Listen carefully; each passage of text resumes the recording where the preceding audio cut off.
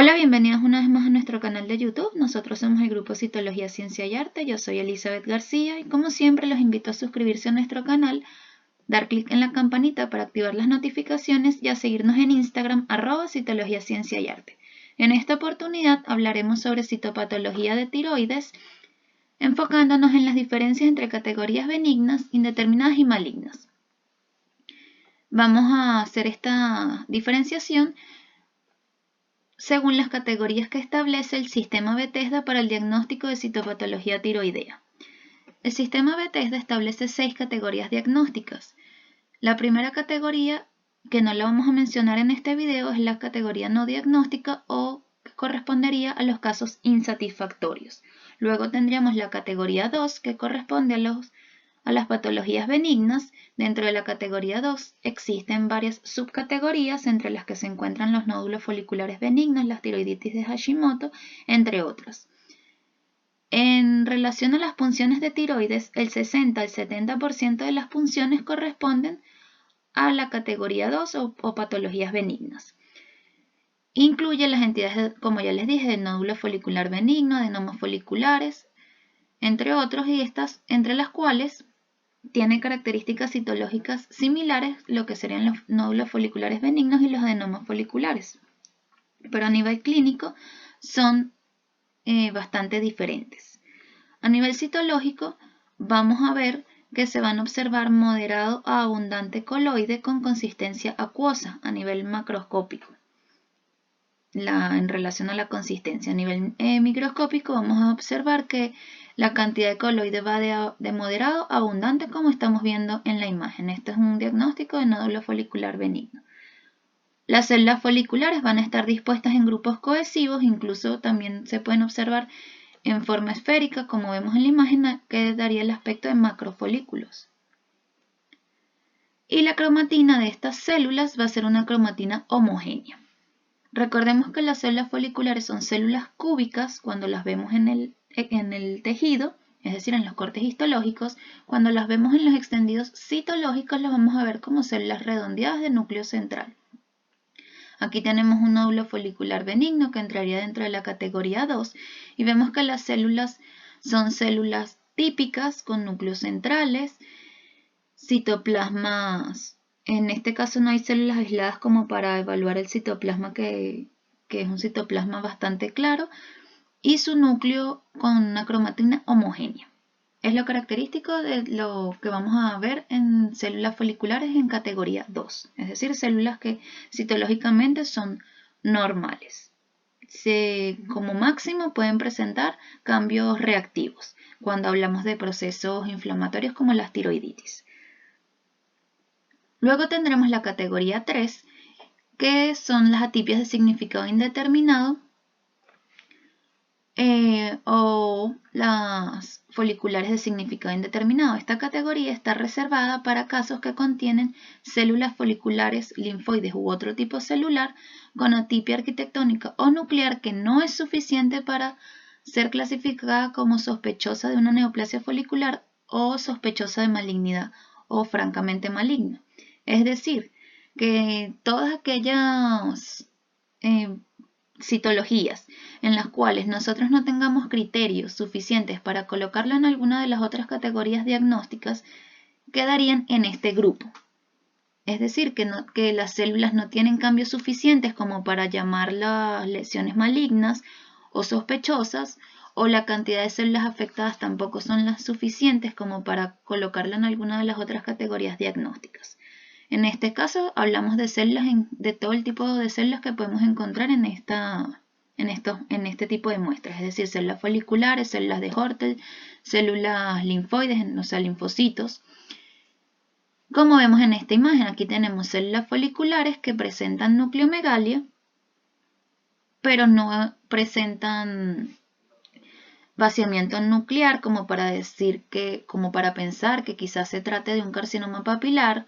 No presentan una hipercromasia tan marcada ni irregularidades, simplemente son células con algunas nucleomegalias bastante evidentes y solamente este grupo de células. No hay gran cantidad de células en el extendido. Claro, en esta imagen solo vemos este grupo de células, pero si hablamos en general en el extendido citológico, este era el único grupo de células presentes y que tenían estos cambios, donde vemos nucleomegalia principalmente, es lo que más destaca.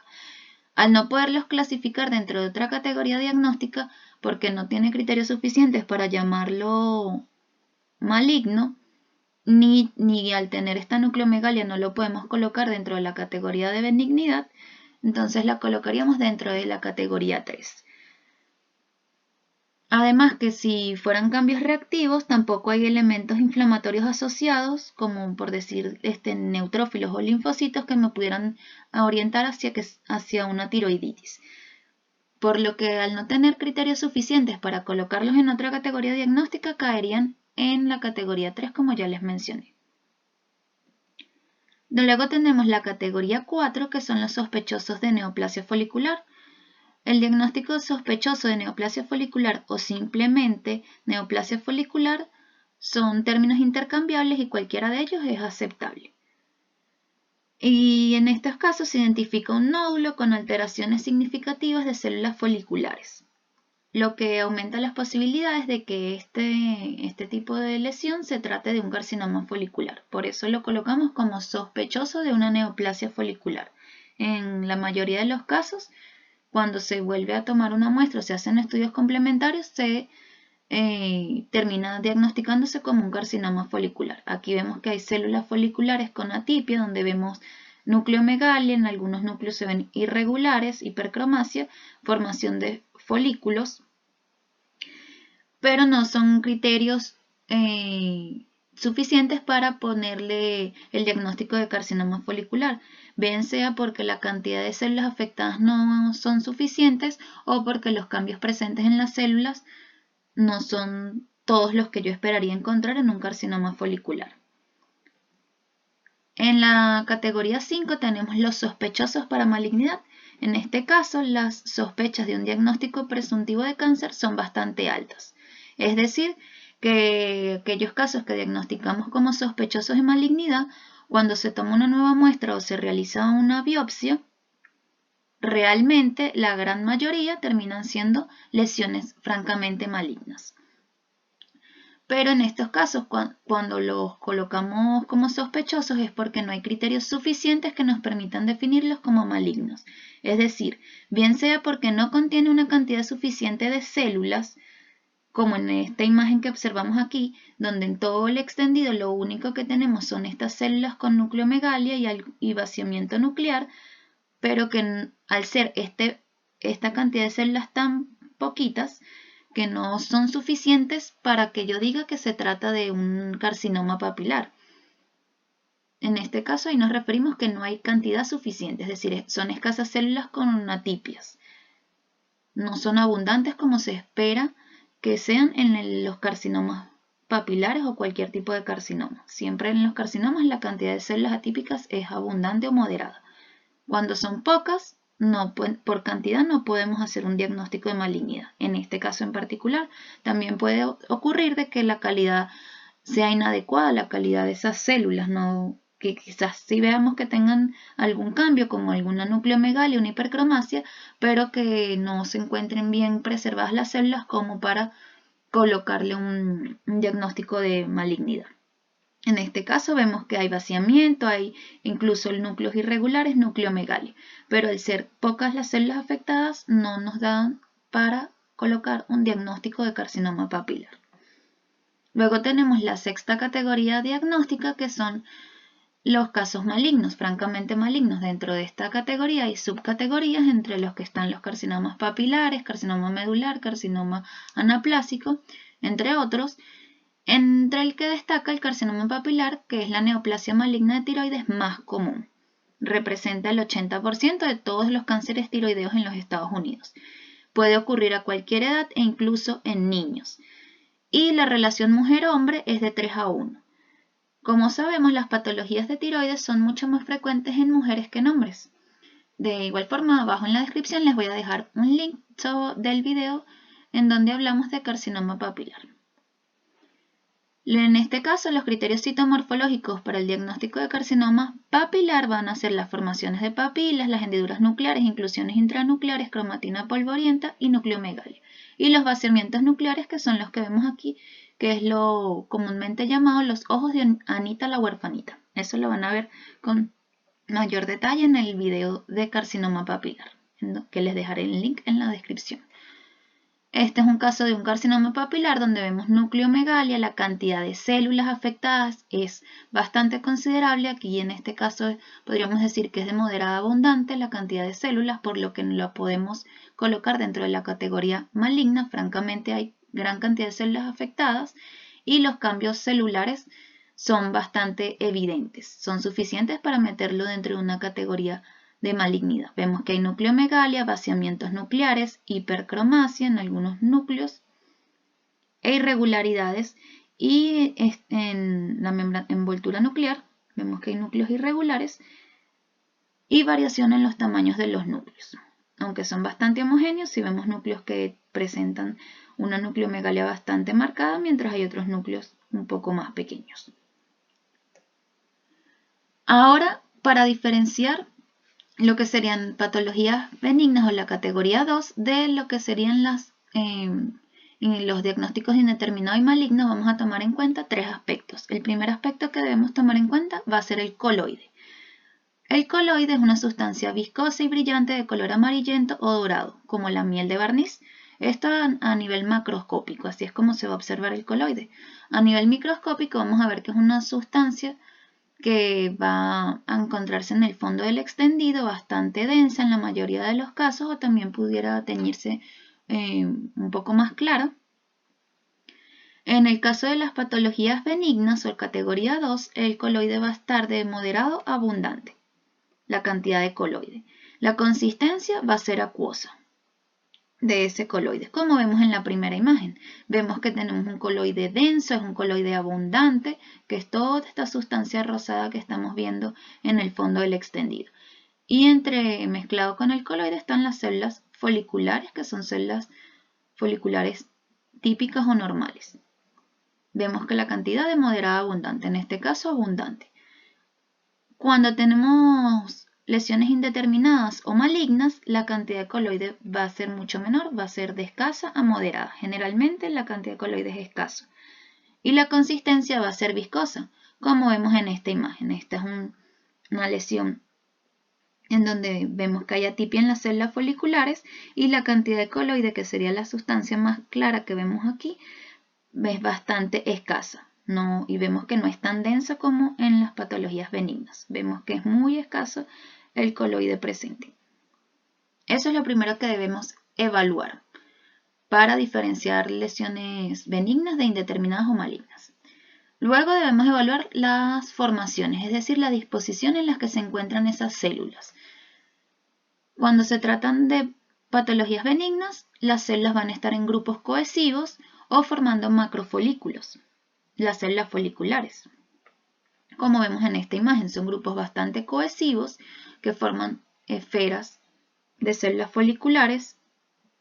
Y recordemos, porque la cohesividad siempre nos va a hablar de benignidad en el caso de células epiteliales, porque sabemos que las células epiteliales son células que su principal función es permanecer muy unidas, porque son células que recubren las cavidades o los tejidos en los que se encuentran y le brindan protección a dicho órgano o a dicho tejido en donde están.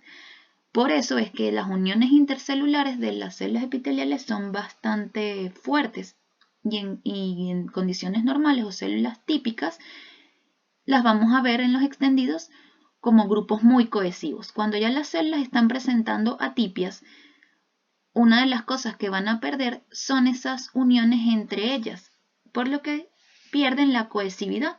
Ya cuando hablamos de pérdida de cohesividad en células epiteliales, ya estamos hablando que hay una atipia en esa célula y esa célula está yendo hacia una lesión maligna. Entonces, cuando hablamos de indeterminados y malignos, lo primero que nos va a llamar la atención es que las células van a estar aisladas o poco cohesivas, como vemos en la imagen. Aquí son un grupo de células que están poco cohesivas. ¿Cómo sabemos que hay pérdida de la cohesividad? Cuando se observan estos espacios entre las células, estos espacios blanquecinos entre las células. Me está hablando de que las uniones intercelulares se perdieron y las células intentan escapar de esas placas o grupos. Y también vamos a poder conseguir que las células se encuentran dispuestas en grupos papilares, como en el caso de los carcinomas papilares. Esas disposiciones de papilas son características de lesiones malignas. En lesiones benignas como nódulos foliculares benignos no vamos a conseguir formaciones de papilas. Y el último aspecto a tomar en cuenta va a ser la cromatina. En los diagnósticos benignos, la cromatina es una cromatina homogénea y gruesa, como vemos en esta imagen, cromatina homogénea, y en algunos casos podríamos ver que es gruesa. Cuando hablamos de lesiones indeterminadas o malignas, esa cromatina va a ser polvorienta, como ven en la imagen, se ven los núcleos más claros, no es tan densa esa cromatina, y se pueden observar inclusiones intranucleares, incluso vaciamientos nucleares. Ya cuando hablamos de vaciamientos, ya estamos hablando de malignidad, enfocándonos hacia carcinomas papilares. Entonces vemos la diferencia entre la cromatina homogénea en el caso de lesiones benignas y una cromatina más polvorienta, un poco más, podríamos decir, hasta más laxa en los casos de malignidad. Y las inclusiones intranucleares también son evidentes. Como siempre, les recuerdo que nos sigan en Instagram, @citologiacienciayarte, y si tienen algún comentario, consulta o sugerencia, nos pueden escribir a nuestro correo citologiacienciayarte@gmail.com. Si les ha gustado este video, no olviden darle like. Y una vez más, los invito a suscribirse a nuestro canal. Y en esta oportunidad me gustaría invitarlos a que visiten nuestra página web, en donde allí van a encontrar los distintos cursos y masterclass que nosotros dictamos. Y en la página web tienen toda la información en relación a los cursos y masterclass. En este caso, como estamos hablando de patologías tiroideas, les quería ofrecer el curso online que tenemos de citopatología tiroidea. Son 3 sesiones en vivo, una sesión semanal, y todas las sesiones quedan grabadas. Abajo en la descripción les dejo el link de la página web, en donde pueden ver el temario del curso y de los otros cursos que ofrecemos. Gracias por su atención y espero que les haya gustado este video, y no olviden de seguirnos.